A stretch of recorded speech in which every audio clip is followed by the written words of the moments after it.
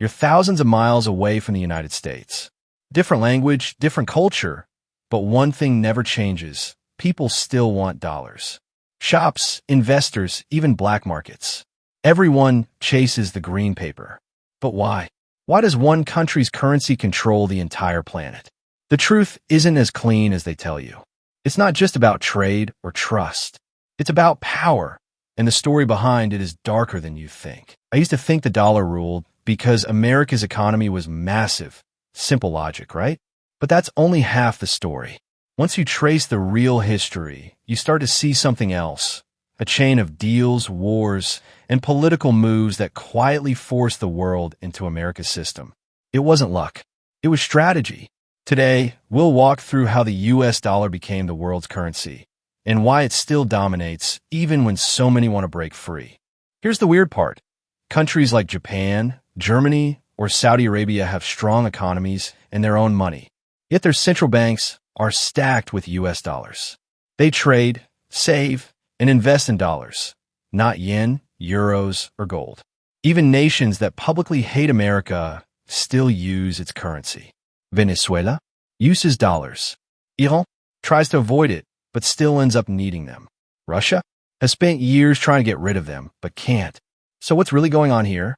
How did one country's money become so essential that even its enemies can't escape it? To understand that, we have to go back to the moment it all began. It's 1944. World War II is raging, but everyone knows the Allies are going to win. Representatives from 44 nations gather in a small New Hampshire town called Bretton Woods. Their goal? To rebuild the world's financial system after the war. Before this, gold ruled everything. International trade was settled with gold, pure and simple. But gold was heavy, hard to transport, and limited in supply. The world needed a better way. The United States saw its chance. At that time, America controlled about 2/3 of the world's gold supply, an incredible advantage. So the U.S. made an offer. Use our dollar instead of gold. We'll guarantee that every dollar can be exchanged for gold, $35 per ounce. Trust us. With Europe in ruins and America sitting on piles of gold, no one could refuse. That's how the Bretton Woods system began, and the U.S. dollar became the anchor of global trade. For a while, it worked beautifully. The world trusted the dollar because it was as good as gold. But then came the 1960s and trouble. The U.S. was fighting the Vietnam War, spending billions and printing dollars like crazy to cover the costs. Other countries noticed the math didn't add up. America was printing far more dollars that had gold to back them. France was the first to call them out. The French president demanded real gold in exchange for France's dollar reserves, and even sent a naval ship to New York to collect it. Others followed. The pressure on America was immense. So in 1971, President Richard Nixon made a shocking announcement on live television.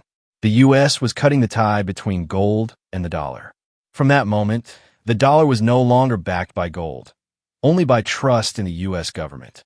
You'd think this would destroy confidence in the dollar. But instead, something unexpected happened.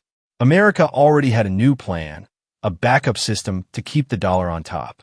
It was built on oil. In the early 1970s, the U.S. made a secret deal with Saudi Arabia, the world's biggest oil producer. The deal was simple. Saudi Arabia would only sell oil in U.S. dollars. In exchange, America would protect the Saudi monarchy and supply weapons. This single agreement changed the entire global economy. Because every nation needs oil, every nation now needed dollars to buy it.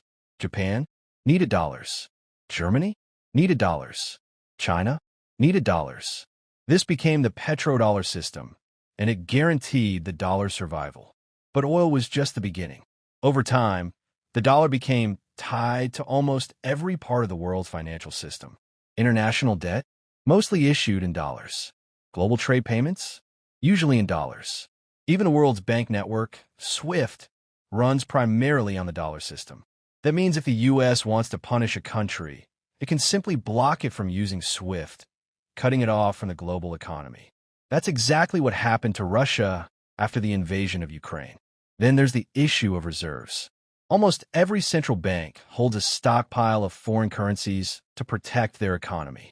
And guess what? About 60% of those reserves are in US dollars, more than all other currencies combined. Why? Because the dollar is the most stable, the most trusted, and the most necessary. If your national currency starts falling, you can sell dollars to support it. But that safety net also keeps you tied to America's financial system. And here's the kicker.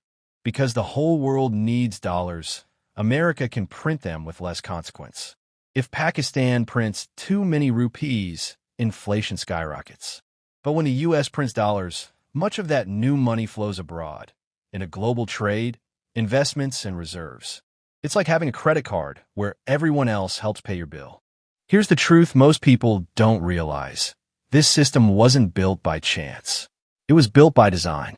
The Bretton Woods Agreement worked because America had all the gold and the strongest military. The petrodollar system worked because the U.S. made sure every nation needed oil, and oil meant dollars. And once the world was hooked, it became nearly impossible to break free. This isn't just economics, it's geopolitics. The dollar's dominance is a form of power, a quiet weapon that doesn't need bombs or armies, because it controls what everyone values most. Money. When your country's debts, trade, and savings all depend on the dollar, you're not truly independent. You're operating inside America's financial empire. So, why does everyone still use the dollar? Because the system was engineered that way. First gold, then oil, and finally, a global web of banking and debt that keeps the dollar essential. Countries don't hold dollars because they want to. They do it because they have to buy energy, to trade, to pay debts, to defend their own currencies. The dollar isn't just a currency anymore. It's the foundation of modern global power. And the United States is the architect holding it all together. Is it fair? Maybe not. Will it change? Possibly one day. But for now, the dollar remains king. Not because the world chose it, but because the system made it impossible not to.